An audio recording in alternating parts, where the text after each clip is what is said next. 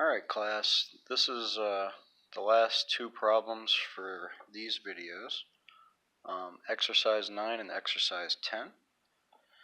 I'm just going to walk you through it because I had to remake the video because my Google Drive filled up.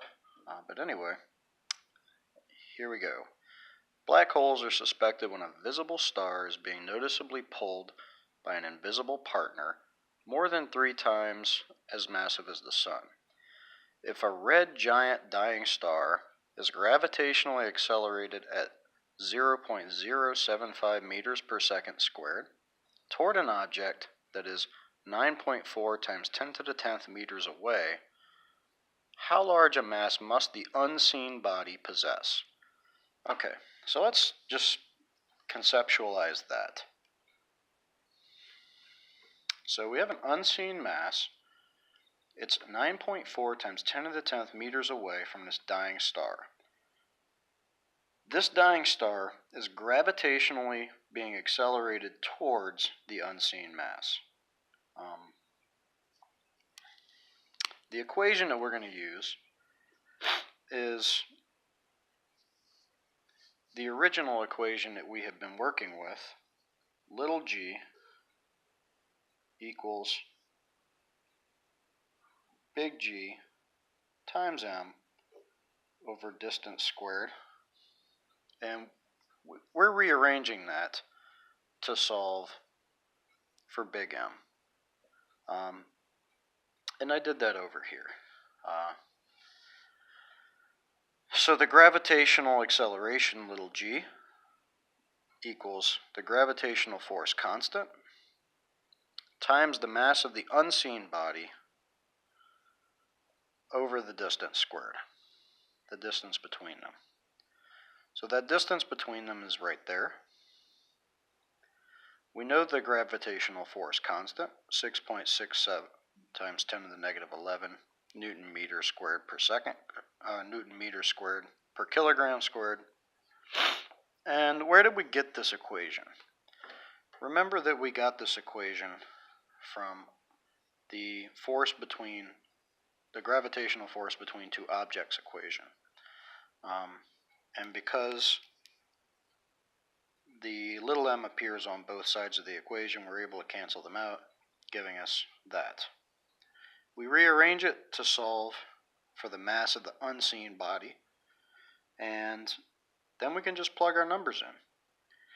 We know the gravitational acceleration toward the unseen mass. They give us that in a problem. And we know the distance. We know that. Now we can solve for m, big M, the mass of the unseen body. And that's what I'm doing here.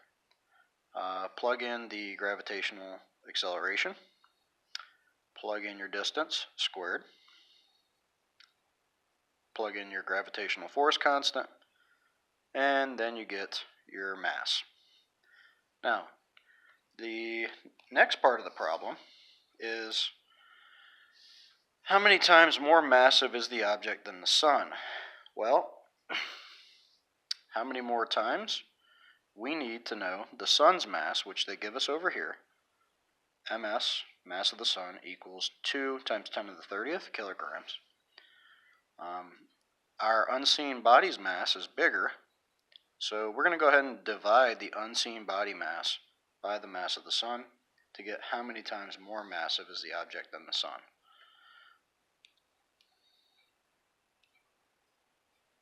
So we're going to take 9.93 times 10 to the 30th kilograms divided by the mass of the Sun, which is 1.99 times 10 to the 30th kilograms. And see what that gives us. Let's plug it into our calculator. 9.9993.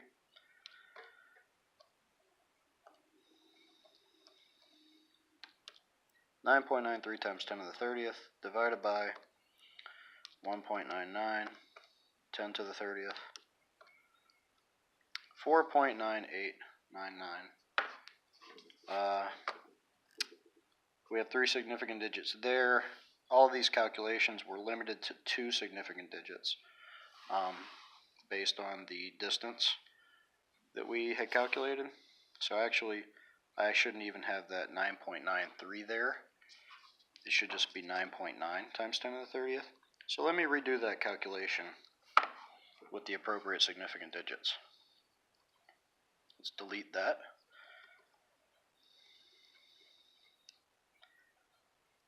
So now we're going to two significant digits.